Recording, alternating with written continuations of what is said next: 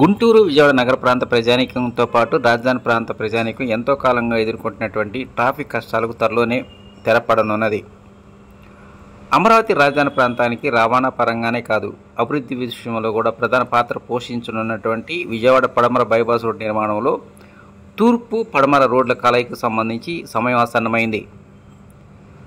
గుంటూరు, విజయవాడ నగర ప్రాంత ప్రజానీకానికి ట్రాఫిక్ రద్దీని తగ్గించడానికి 2020లోనే కేంద్ర ప్రభుత్వం ఎంతో ప్రతిష్టాత్మకంగా విజయవాడ పడమర బైపాస్ రోడ్డు నిర్మాణానికి పునాదులు వేసింది.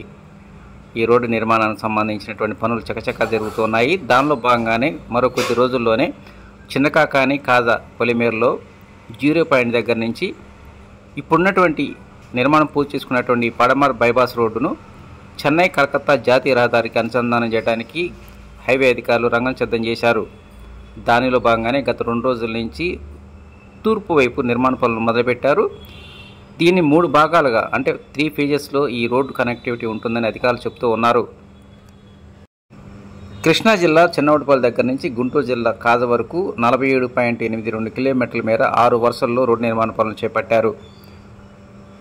కృష్ణా జిల్లా గొల్లపూడి దగ్గర నుంచి 30 కిలోమీటర్ల మేర ఇప్పటికే రోడ్డు నిర్మాణం పూర్తయింది. తాజాగా 17.2 కిలోమీటర్ల మేర అంటే గొల్లపూడి దగ్గర నుంచి దక్షిణ వైపు గుంటూరు జిల్లాలోని కాజ వరకు ఈ రోడ్డు నిర్మాణ పనులు చివరి దశకు వచ్చాయి. ఎట్టి పరిస్థితుల్లో జూలై చివరి నాటికి ఈ రోడ్డు నిర్మాణ పనులు పూర్తి చేస్తామని అధికారులు ఇప్పటికే ప్రకటించారు.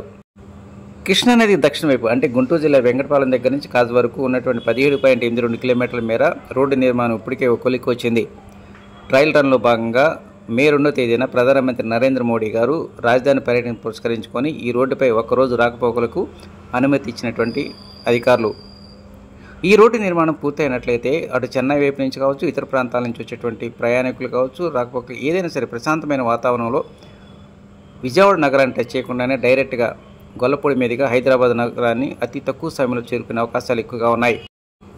విజయవాడ పడమర బైపాస్ రోడ్డుపై రాకపోకలు కొనసాగించడానికి అటు విజయవాడ, గుంటూరు నగరవాసులే కాదు, అమరావతి రాజధాని ప్రాంత ప్రజానీకం కూడా ఎంతో కాలంగా ఎదురు చూస్తూ ఉంది. ఈ రోడ్డు నిర్మాణం పూర్తయినట్టయితే 2 నగరాలతో పాటు ఇప్పటికే అమరావతి రాజధాని ప్రాంతంలో నిర్మాణ పనులు రూపొందుకున్నటువంటి నేపథ్యంలోనే ఈ రోడ్డు అనేటువంటిది ఎంతగానో ఉపయోగపడుతుందంటున్నారు ఆ ప్రాంత వాసులు.